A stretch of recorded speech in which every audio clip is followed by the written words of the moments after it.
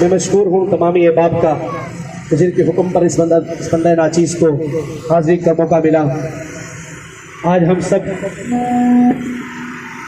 میلاد مصطفیٰ ریلی میں موجود ہیں۔ حضور آپ کا آنا قبول فرمائیں۔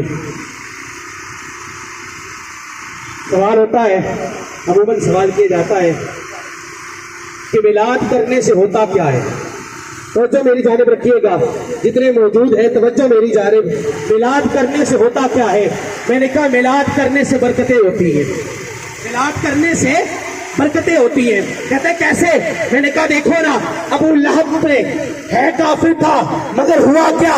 بخاری اٹھاؤ، ابو لہب ہے کافر مگر اس کی لونڈی آتی ہے، حضور کے میلاد کی خبر دیتی ہے، حضور کی پیدائش کی خبر دیتی ہے۔ وہ نہیں جانتا کہ امام الانبیاء ہے، وہ نہیں جانتا کہ یہ آخر زمان نبی ہے، مگر وہ عبداللہ کے گھر بیٹا ہونے کی وجہ سے انگلی کا اشارہ کرتا ہے۔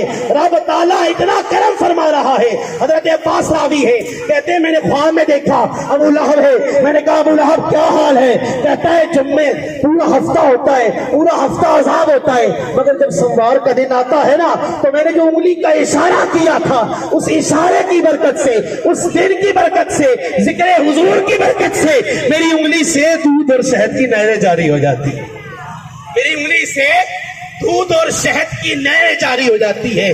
میں نے کہا حضور کے میلاد کی بڑی برکتیں بیان کی جا سکتی ہے۔ تو سوال کرنے والا کہتا ہے مجھے بتاؤ تو صحیح میلاد کرنا کسے چاہیے؟ تو میں نے کہا صاحب میلاد اس بیٹی کو بھی کرنا چاہیے جسے زندہ درگور کر دیا جاتا تھا۔ میلاد اس بیٹی کو بھی کرنا چاہیے جسے زندہ درگور کر دیا جاتا تھا۔ حضور آئے تو بتایا نا اسے زندہ درگور نہ کرنا، اس کی قدر کرو۔ جو 3 یا 2 بیٹیوں کی قدر کرے گا، ان کی اچھی اصلاح کرے گا، ان کی اچھی تربیت کرے گا، وہ میرے ساتھ ایسے جنت میں داخل ہوگا۔ میں نے کہا ہاں، میلاد اس بوڑھی ماں کو بھی کرنا چاہیے جسے گلے میں پٹکا ڈال کر بازاروں میں بیچ دیا جایا کرتا تھا۔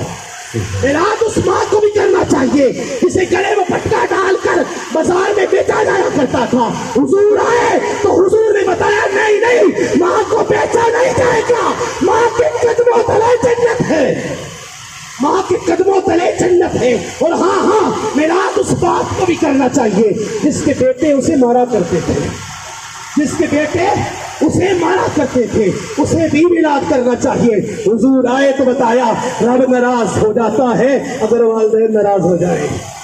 حضور آئے تو بتایا رب ناراض ہو جاتا ہے اگر والدین ناراض ہو جائیں۔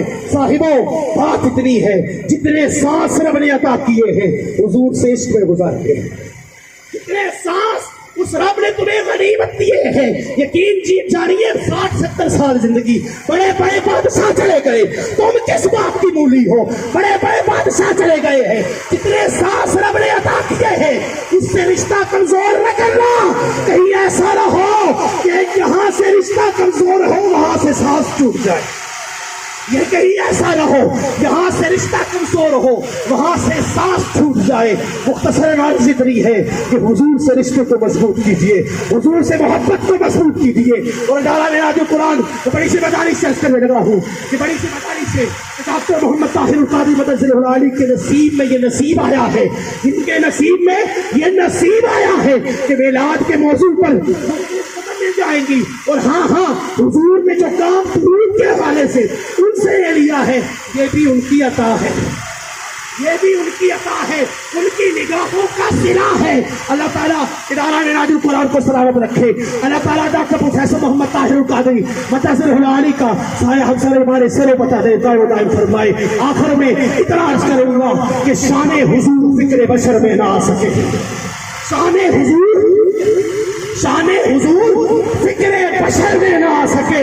ارے کوئی بھی مصطفیٰ کی حقیقت نہ پا سکے، کوئی بھی مصطفیٰ کی حقیقت نہ پا سکے، اور جو ہو سکے نہ ذکر محمد سے آشنا، ارے محشر میں وہ حضور کو کیا منہ دکھا سکے۔ نعرہ تکبیر، نعرہ رسالت، نعرہ رسالت، نعرہ تحقیق، نعرہ